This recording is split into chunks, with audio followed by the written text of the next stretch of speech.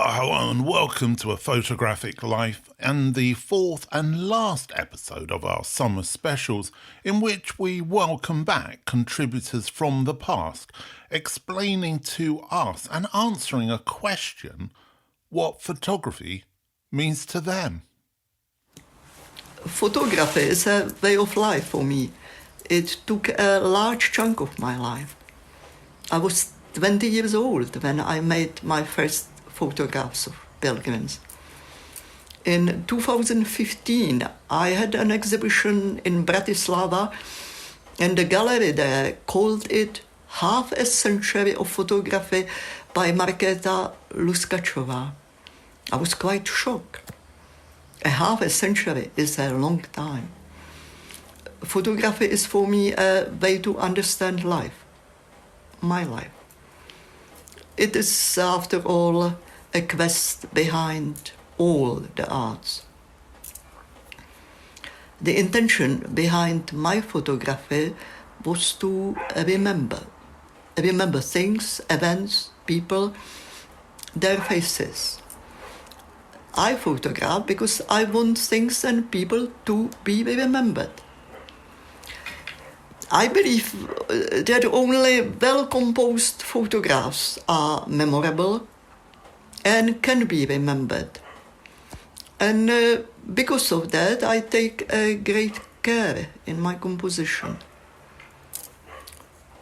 Shortly after I arrived to Britain, I was with Joseph Koudelka when he met Gilles Perez on his way from Northern Ireland. I did not understand English well, but I understood one word: to shoot. And Gilles was repeatedly saying, shoot, shooting, shoot.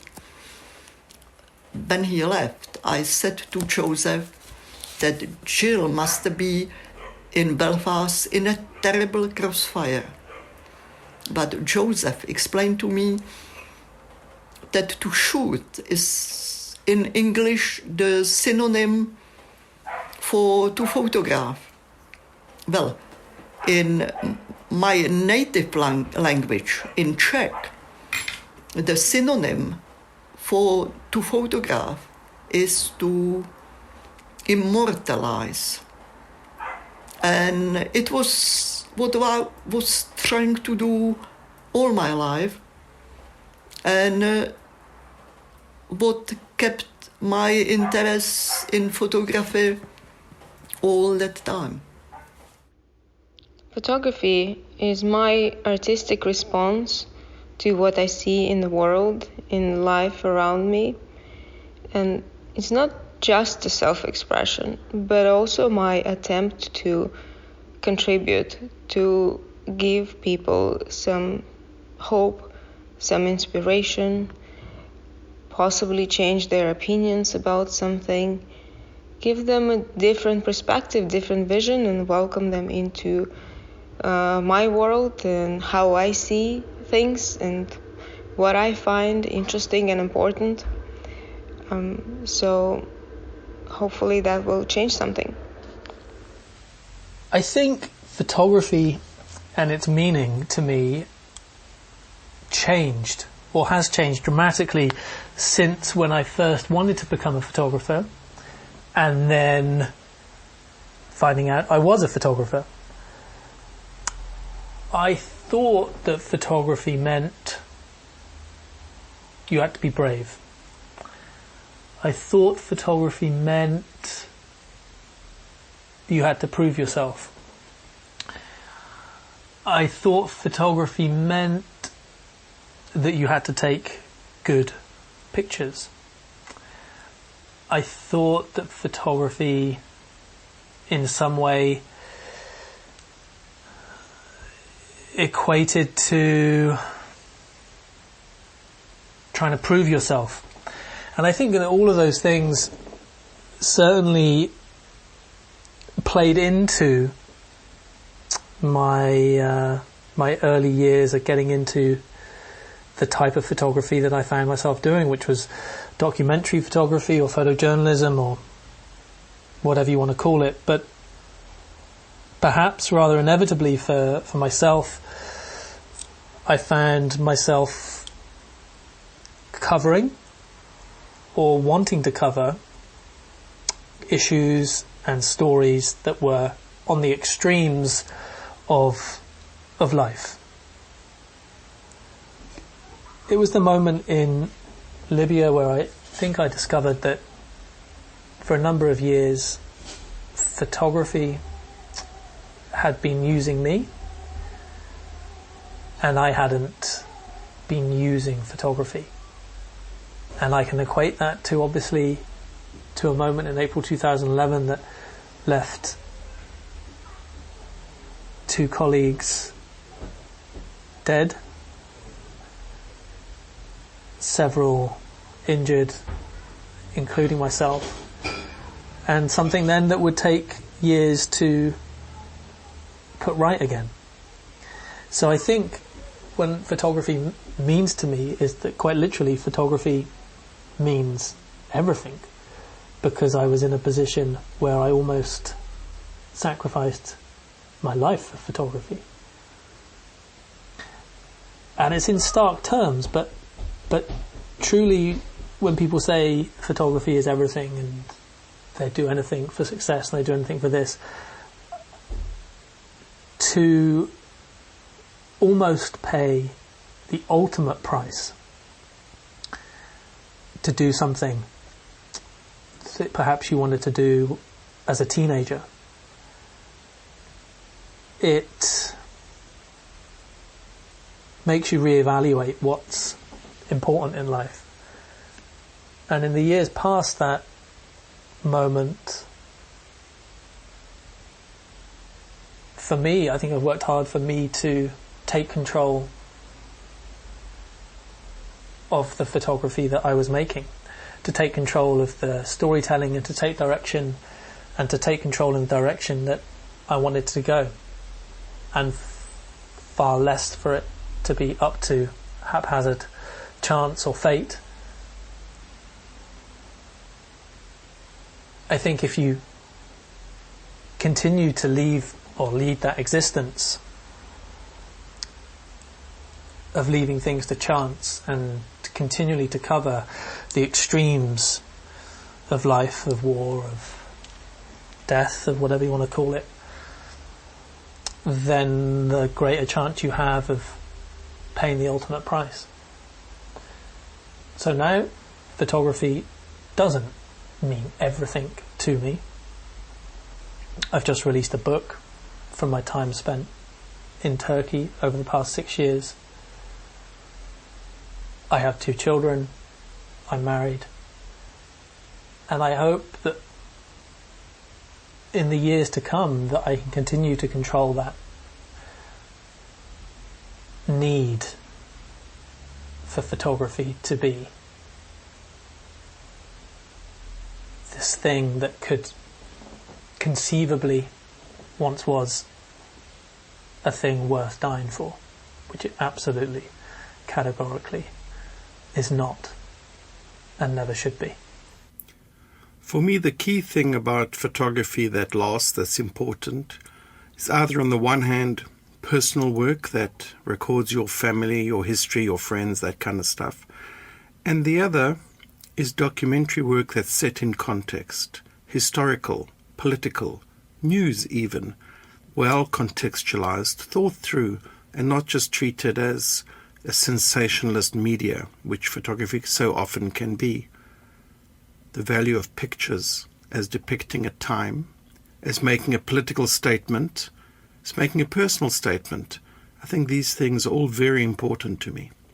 When I go through my archive and I'm looking at old stuff and scanning and scanning and scanning, it seems endlessly, I'm finding so many images that didn't make the cut as an edit, some that I remember seeing, some that I don't. Some moments that I remember taking the pictures, some that are entirely foreign to me. It might as well have been somebody else who photographed them.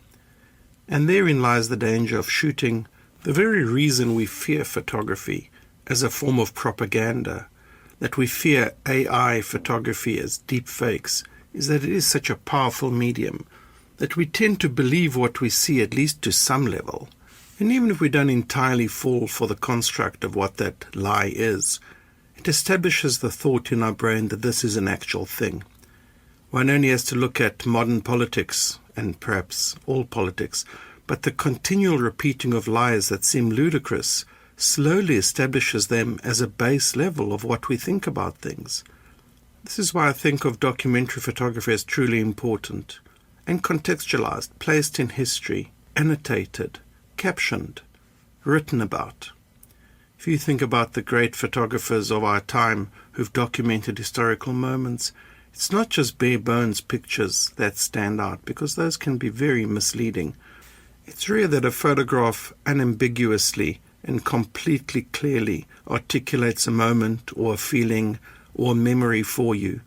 Mostly, they are versions of the truth, slivers of moments of history that come to represent the entirety. And this is what we've got to be so careful of, that we contextualize, that we write about things, that we think about them, that we don't just put them out into the world and say, you interpret them.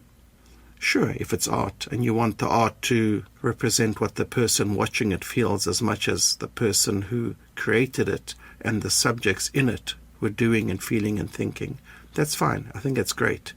That's a terrific way to look at the artistic process. But if you want to document moments of truth, however ambiguous that might be, I think you have to state the full facts. You can't cherry pick exactly what it is you feel you want to show, despite what it was that you were experiencing, that other people told you that they were experiencing. Truth is important. Which brings me to the thought of what is truth. Your truth is not my truth. These things vary, how we understand it, what our background is, what our cultural moment is, our gender, our race, our age, maybe even our species. These are all important factors, and we have to present them honestly. The photograph, the end product of that entirely long and arduous process of getting there to create a picture that you decide to put out in the world, is not free of who you are, quite the opposite. It's accumulation of your understanding, of your experiences, of your triumphs, of your failures, of your bitterness, of your love. All these things come into every single picture. And to counter that thought, I really want to say that I think photography should be ambiguous. I think there are elements to photography that cannot be nailed down as a single truth. After all, just because I witnessed it and was around, did I really understand what was happening?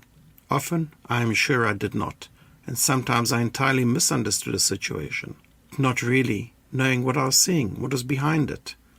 I've always tried to get to these deeper truths in my work, but sometimes there's just no chance. You don't have the opportunity, you don't have the energy, you are just too ignorant or too lazy or too misplaced to understand what's really happening, what creates that photograph. Some people's work really pops out as truthful and honest and stands the test of time. I always think of Gilles Perez's Northern Ireland series, and his work there is astonishingly truthful, even without captions beyond the very basic date and place. There's such an emotional and elemental truth to that work that I think it rises above everything else. Yet, without knowing what happened on Bloody Sunday, for example, what is the value of understanding the emotional truth without the historical truth? These things cannot be separated. What does photography mean to me?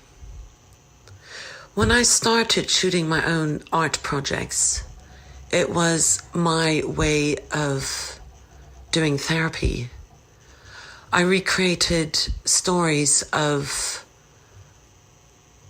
my childhood, my difficult teenage years, and I was actually doing therapy at the time, but it was a way for me to release and to dig in deeper.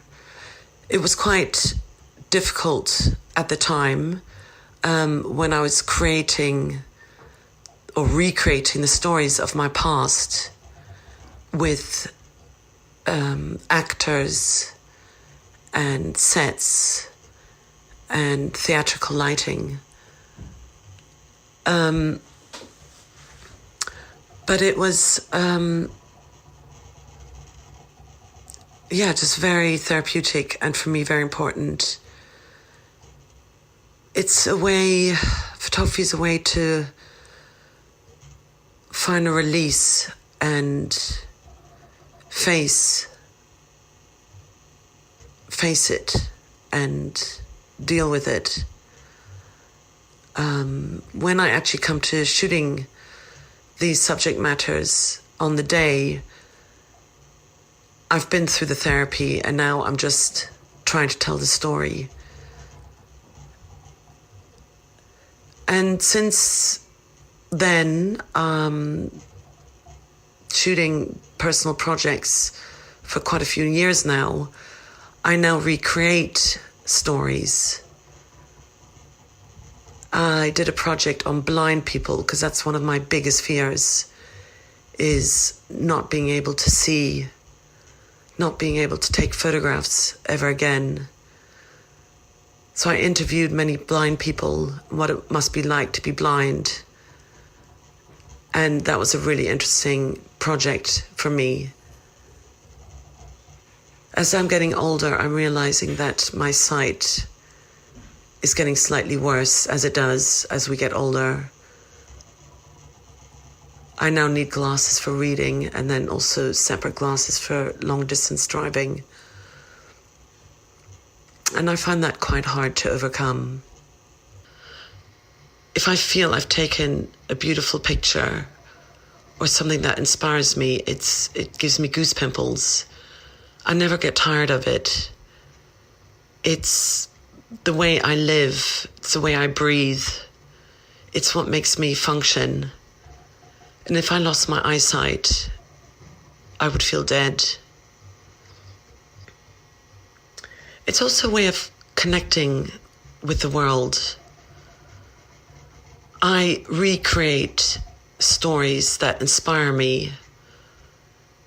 For example, I did a project on feral children who became feral by neglect from their parents and behaved more like animals than humans.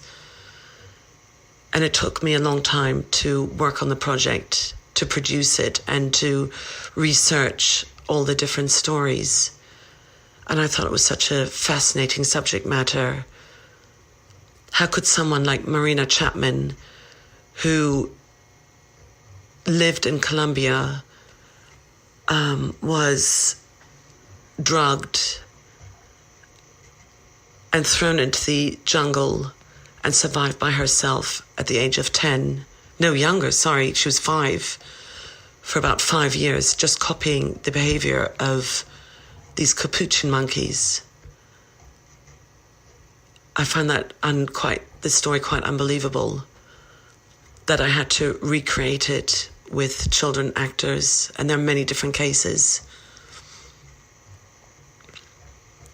So I've photographed different projects that interest me and recreate them the way I like to see the world, and to tell the story also to other people in the world. Lately, I visited the Li Shui Festival in China. It was a big photographic festival, and I exhibited my work, Old Father Thames, which is a recreation of historical stories along the River Thames. And what I find so amazing about photography is it really connects people. We are all there for one reason, and that is our love, our passion for photography. And it amazes me how so many people go to these festivals, galleries, museums, to look at photography. It means so much to so many people. And I really can't imagine doing anything else.